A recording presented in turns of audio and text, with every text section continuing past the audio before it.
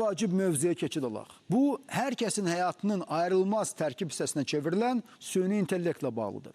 Problem o dərəcədə ciddiləşib ki, artıq sıravi vətəndaşlar da yox. Hətta ən qabaqcıl texnologiyaya sahib ölkələr belə süni intellektdən əziyyət çəkir.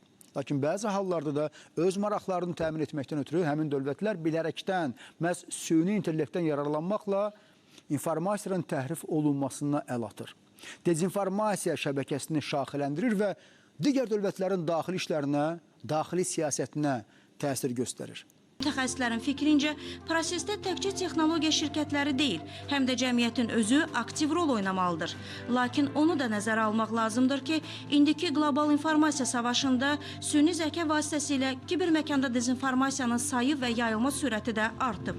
Əslində biz sosial şəbəkələrdə son vaxtlar fake xəbərin, saxta xəbərin cəmiyyətinin artmasını və dezinformasiyanın daha çox yayılmasının bir neçə səbəbləri mövcuddur ki, o səbəblərdən də biri mütləq şəkildə süni intellekt texnologiyalarının inkişafıdır. Süni intellekt texnologiyaları bugün özləri belə deyək ki, fake sosial şəbəkə hesabları yaratmaq, onun üçün dırnaqarası dostlar toplamaq, saxta kontent yaratmaq, o saxta kontenti yaymaq və s. kimi belə deyək ki, bacarıqlara malikdir. Bu baxımdan dezinformasiya yayanlar, ictimai fikri çaşdırmaq istəyən mərkəzlər bu texnologiyalardan və onun sosial şəbəkələr üzərindəki bacarıqlarından geni boluna istifadə edirlər.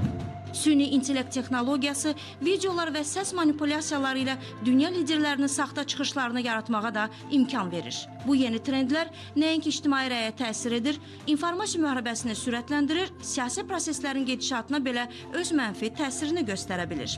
Süni intellektdən istifadə qaydaları eyni zamanda süni intellektin sosial şəbəkələrlə birgə yaratdığı təhlükələrin qarşısını almaqdan ötürü artıq ayrı-ayrı dövlətlərdə müəyyən addımlar atılmaqdadır. Bu addımlar ilk növbədə qanunvericilik sahəsini əhatə edir. Yəni bu cür saxta məlumatlarla mübarizə haqqında əvvəlcə hüquqi baza formalaşdırılır.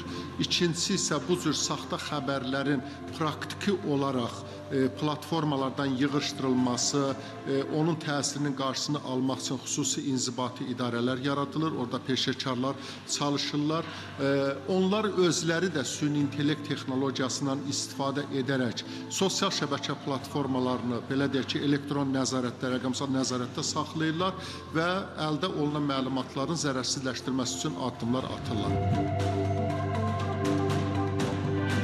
Bugün kiberməkanda süni zəka vasitəsilə maliyyə fırıldaqlarının da sayının artdığını müşahidə edirik. Saxta linklər, klonlaşdırılmış qohum və ya dost səsləri böyük məbləğdə pulların itkisinə səbəb olur. Ekspertlər vurğulayırlar ki, bu problemlərin qarşısını almaq üçün yalnız texnologiyaya güvənmək kifayət deyil.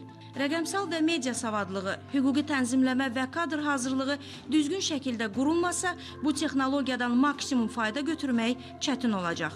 Süni intellektin faydalı olmasının əsas şərtlərindən biri həm dövlət qurumları, həm də vətəndaşların bu prosesdə aktiv iştirakidir.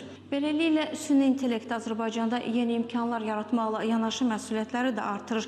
Bu texnologiyanın ağıllı və doğru istifadəsi isə ölkənin gələcək inkişafında həll edici rol oynaya bilər.